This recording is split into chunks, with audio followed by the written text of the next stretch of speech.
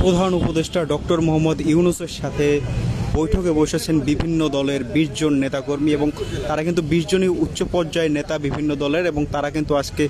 যমুনায় প্রধান উপদেষ্টা ডক্টর মোহাম্মদ ইউনূসের সাথে বৈঠকে বসবেন এমনটি কিন্তু আগে থেকেই খবর প্রচার করা হচ্ছিল এবং সেই বৈঠক কিন্তু শুরু হয়েছে। একটি বৈঠক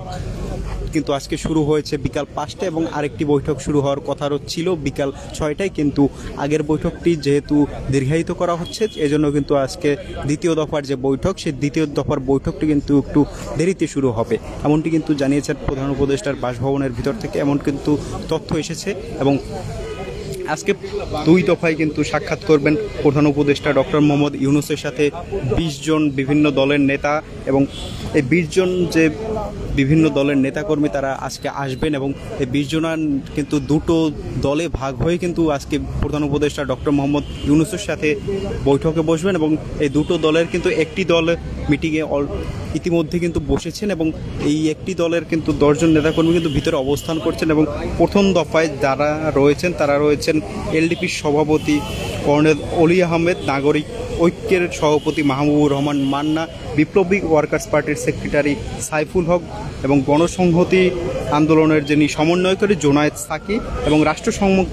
সংস্কার আন্দোলনের প্রধান সমন্বয়ক হাসনাত কাইয়ুম, এবি পার্টির চেয়ারম্যান মুজিবুর রহমান মঞ্জু সহ কিন্তু ১০ জন কিন্তু এখানে এসেছেন। এছাড়াও তাদের সাথে কিন্তু আরও রয়েছেন যিনি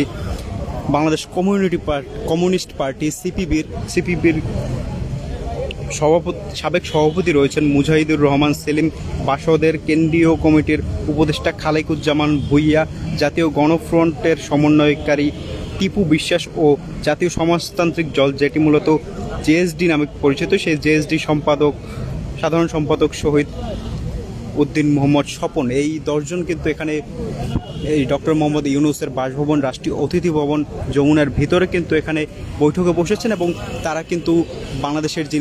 বাংলাদেশের যে বর্তমান পরিস্থিতি, বাংলাদেশের যে প্রেক্ষাপট সেই প্রেক্ষাপটের নিয়েই কিন্তু মূলত আজকে বৈঠকে বসবেন এমনটি কিন্তু কথা রয়েছে। এই বৈঠকের বিষয়টি কিন্তু গতকালকে রাতেই একটি প্রেস রিলিজের মাধ্যমে রাষ্ট্রীয় অতিথি ভবন যমুনা থেকে কিন্তু জানিয়ে দেওয়া হয় যে ডক্টর মোহাম্মদ ইউনূসের সাথে কিন্তু আজকে ২ দফায় বৈঠক করবেন ২০ জন জাতীয় নেতাকর্মী, তারা কিন্তু বিভিন্ন দলের এই ২০ জন রয়েছে। এছাড়াও কিন্তু গতকালকে কিন্তু মিটিংয়ে বসেছিলেন ৩টি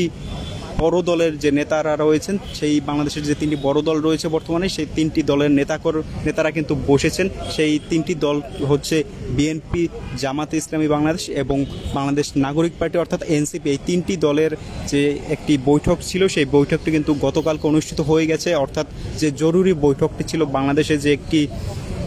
শ্বাসরুদ্ধকর পরিস্থিতির সৃষ্টি হয়েছিল যে ডক্টর মোহাম্মদ ইউনূস পদত্যাগ করবেন কিনা, এমন কিন্তু একটি পরিস্থিতির সৃষ্টি হয়েছিল, এমন কিন্তু বেশ গুঞ্জনও উঠেছিল সামাজিক যোগাযোগ মাধ্যমে এবং বিভিন্ন গণমাধ্যমে কিন্তু এরকম গুঞ্জন উঠেছিল। সেই গুঞ্জনের প্রেক্ষিতেই কিন্তু জরুরি বৈঠকের ডাক দেন ডক্টর মোহাম্মদ ইউনূস এবং তার ডাকে কিন্তু সাড়া দিয়ে 3টি যে প্রধান রাজনৈতিক দল, বাংলাদেশ জাতীয়তাবাদী দল, বাংলাদেশ জামাতে ইসলামী এবং বাংলাদেশ নাগরিক পার্টির যিনি 3টি দলের যিনি মুখপাত্র রয়েছেন তারা কিন্তু গতকালকে বৈঠকে বসেছেন এবং গতকালকে সন্ধ্যার দিকে অনুষ্ঠিত হওয়া সেই বৈঠকটি কিন্তু রাত 8টা পর্যন্ত চলে এবং রাত 8টার পরে যে ঘোষণাটি আসে সেই যে বৈঠকের যে সিদ্ধান্ত হয় সেই সিদ্ধান্তের সাথে কিন্তু 3টি ভিন্ন দলের 3টি ভিন্ন ধরনের মতামত কিন্তু আমরা জানতে পেরেছি। এখানে কিন্তু জাতীয় নাগরিক পার্টি তারা কিন্তু একদম তাদেরকে পুরোপুরি সন্তুষ্ট মনে হয়েছিল এবং তাদের যে কথাবার্তা, তাদের যে ব্রিফিং এর পরে সেই কথাবার্তার মধ্যেও কিন্তু তাদের যে সন্তুষ্টি সেই সন্তুষ্টি কিন্তু প্রকাশ পেয়েছে। অন্যদিকে জামাত ইসলামের যারা প্রতিনিধি ছিলেন তারা কিন্তু বলেছেন তারা আংশিক সন্তুষ্ট রয়েছেন, কিন্তু বিএনপির পক্ষ থেকে যারা গিয়েছিলেন তাদের সাথে যে কথা হয়েছে তারা বলেছেন যে তারা ডক্টর মোহাম্মদ ইউনূসের সাথে যে বৈঠক 3টি বড় রাজনৈতিক দলের যে বৈঠক সেই রাজনৈতিক দলের বৈঠকের যে সিদ্ধান্ত হয়েছে সেই সিদ্ধান্তের সাথে কিন্তু তারা পুরোপুরি সন্তুষ্ট নয়, এমনটি কিন্তু তারা জানিয়েছে। অর্থাৎ এই 3 দলের যে বৈঠক হয়েছে সেই বৈঠকের পরে কিন্তু বাকি দলগুলোর সাথে যে পর্যালোচনা এটি কিন্তু অতি গুরুত্বপূর্ণ হয়ে উঠেছে এবং এই গতকালকের বৈঠকের পরেই কিন্তু মূলত ডক্টর মোহাম্মদ ইউনূসের বাসভবন যমুনা থেকে কিন্তু একটি প্রেস রিলিজের মাধ্যমে জানানো হয় যে আজকে বসবেন 20টি ভিন্ন দলের নেতাকর্মীরা এবং 20টি ভিন্ন দলের নেতাকর্মীরা কিন্তু আজকে 2টি গ্রুপে ভাগ হয়ে ডক্টর মোহাম্মদ ইউনূসের সাথে বৈঠকে বসেছেন এবং দুটি গ্রুপের সাথে প্রথম গ্রুপে যারা রয়েছেন সে প্রথম গ্রুপে রয়েছে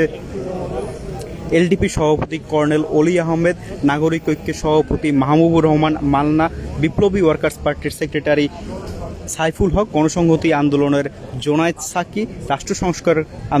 আন্দোলনের প্রধান সমন্বয়ক হাসনাত কাইয়ুম এবং এবি পার্টির চেয়ারম্যান মুজিবুর রহমান মঞ্জু। এদের সাথেও রয়েছেন সিপিবির সাবেক সভাপতি মুজাহিদুর রহমান সেলিম, বাসদের কেন্দ্রীয় কমিটির উপদেষ্টা খালিকুজ্জামান ভূঁইয়া, জাতীয় গণফ্রন্টের সমন্বয়কারী টিপু বিশ্বাস এবং জেএসডি সাধারণ সম্পাদক শহীদ উদ্দিন মাহমুদ স্বপন। এছাড়াও দ্বিতীয় দফায় যারা বসবেন সেই দ্বিতীয় দফার বসার নামগুলো কিন্তু আপনাদের জানিয়ে দিতে চাই। এর মধ্যে রয়েছেন হেফাজত ইসলামের মহাসচিব মাওলানা সাজিদুর রহমান, বাংলাদেশ